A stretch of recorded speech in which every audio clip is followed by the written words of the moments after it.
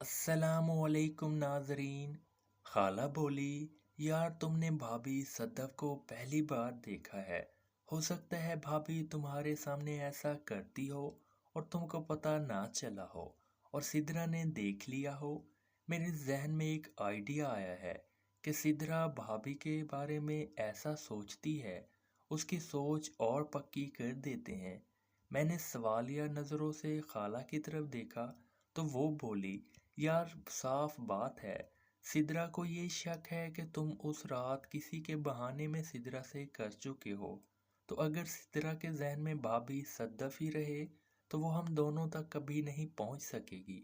मैंने भी खाला की बात से इत्तफाक किया कि शाम को सिदरा ने मुझे ऊपर आने को कहा और मैंने खाला को बताया।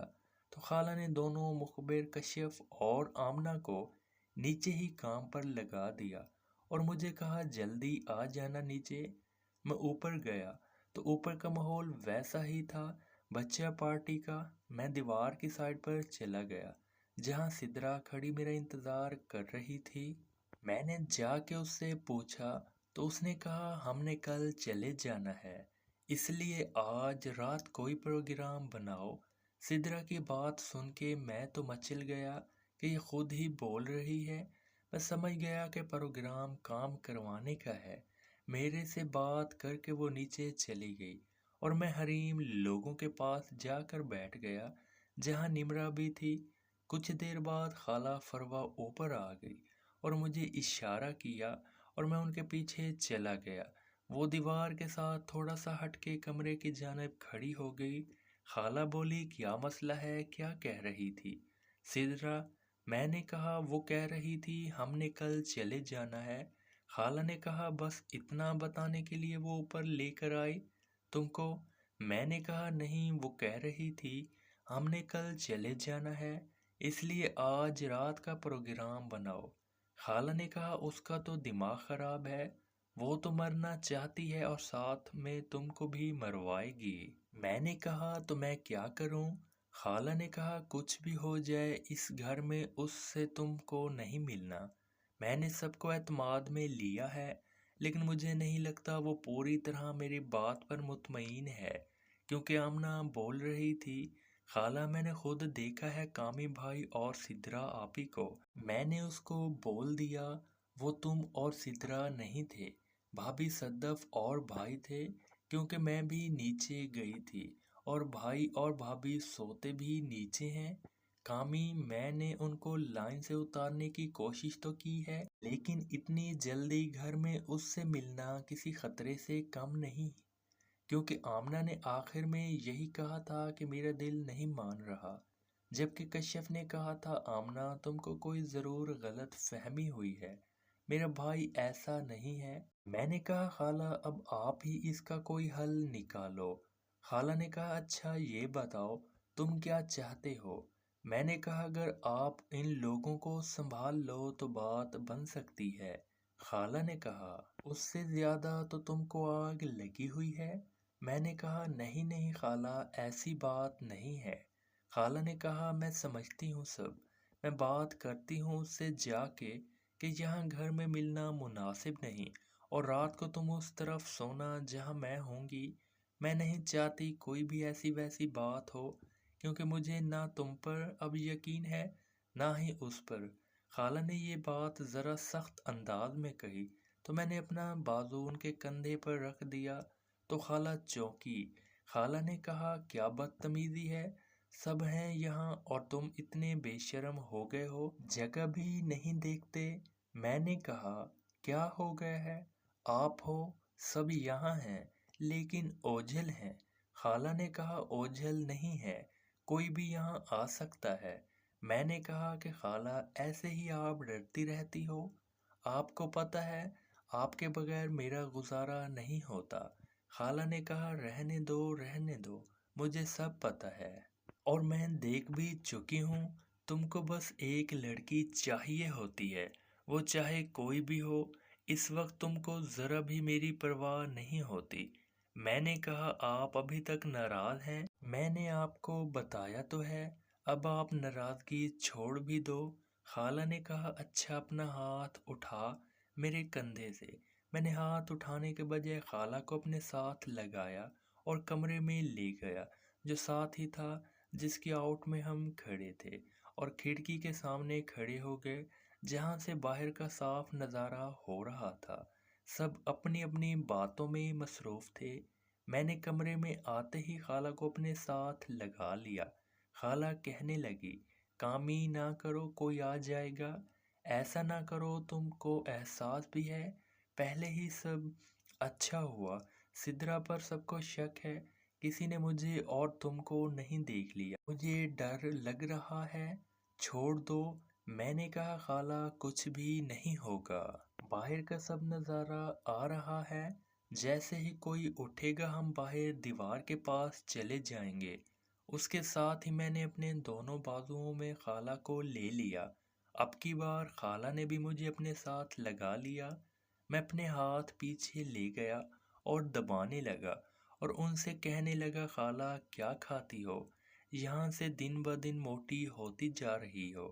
خالہ بھی کہاں پیچھے رہنے والی تھی، خالہ بھی اپنا ہاتھ آگے لے کر آئیں اور ہاتھ چھوٹو میاں پر رکھ کر کہا، تم اس کو کیا کھلاتے ہو؟ میں نے کہا، نہیں خالہ، یہ تو پہلے جیسا ہی ہے۔ تو خالہ بولی، نہیں، پہلے یہ میری مٹھی میں پورا آتا تھا اور اب دیکھ لو مٹھی میں پکڑ لیا ہے اور کتنا باہر ہے۔ پھر خود ہی بولی، آدھی مٹھی بڑھ گیا ہے اور پہلے پتلا سا ہوتا تھا، پتہ نہیں چلتا تھا، اب تو میری جان نکال دیتا ہے۔ خالہ نے جیسے ہی مٹھی میں چھوٹو میاں کو پکڑا تو میں پوری طرح تیار ہو گیا۔ خالہ بولی، یہ تو ہر ٹائم ہی تیار رہتا ہے، تمہاری طرح ہی بے شرم ہے، اس کو بھی شرم نہیں آتی۔ میں خالہ ہوں۔ میں نے کہا، اس کو یہ بھی پتہ ہے تم خالہ بھی ہو اور معشوقہ بھی ہو اور میں خالہ ہوں۔ خالہ بولی، ہم کو رسک نہیں لینا چاہیے، رات ہم کو موقع محل دیکھ کر کوئی حرکت کرنی چاہیے، اور ساتھ مجھے اپنے ساتھ چھڑانے لگی۔ میں نے خالہ کو چھوڑنے کے بجائے ان کو اپنے ساتھ لگا لیا اور اپنا کام کرنے لگا تھا۔ خالہ پیچھے ہٹی اور بولی، بس میری جان، یہ نہ ہو تیری جان بدنام ہو جائے اور پھر ہم کسی کو بھی منہ نہ دکھا سکیں۔ اور یہ کہتے ہوئے وہ مجھ سے الگ ہوئی اور باہر آ گئی۔ باہر کا ماحول ابھی ویسا ہی تھا۔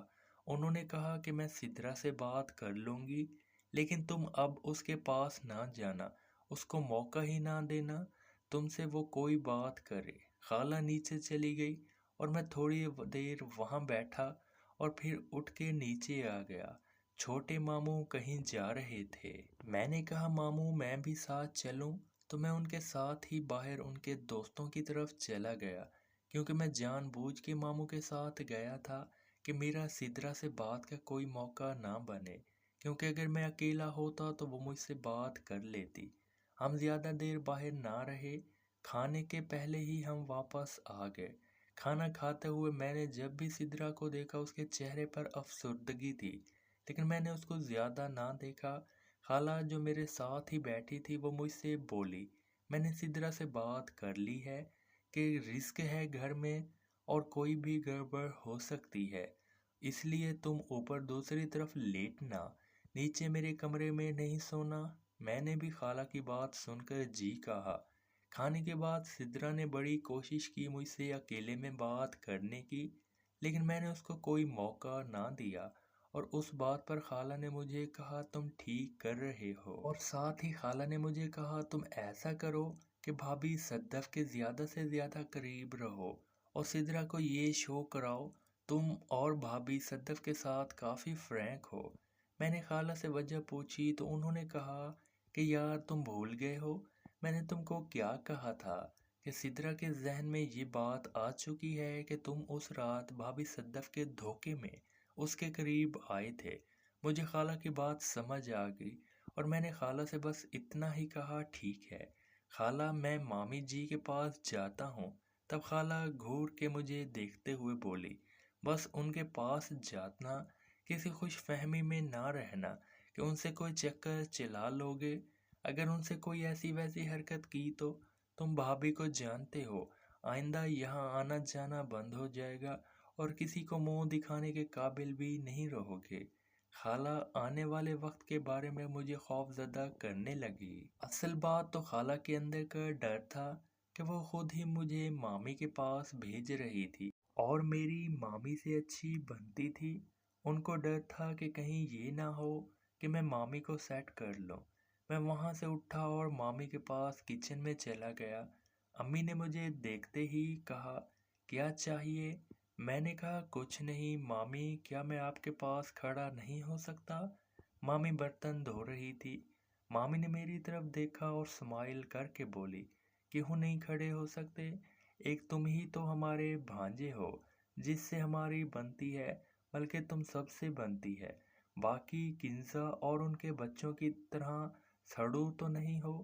اب دیکھ لینا، باجی کنزا کے کسی بچے نے تم کو دیکھ لیا تو وہ کیسے سڑیں گے، پتہ نہیں کس مٹی سے بنے ہیں۔ ابھی اتنی ہی بات مامی نے کی تھی کہ سدرا اندر آ گئی۔ اس نے بڑی عجیب نظروں سے مجھے دیکھا۔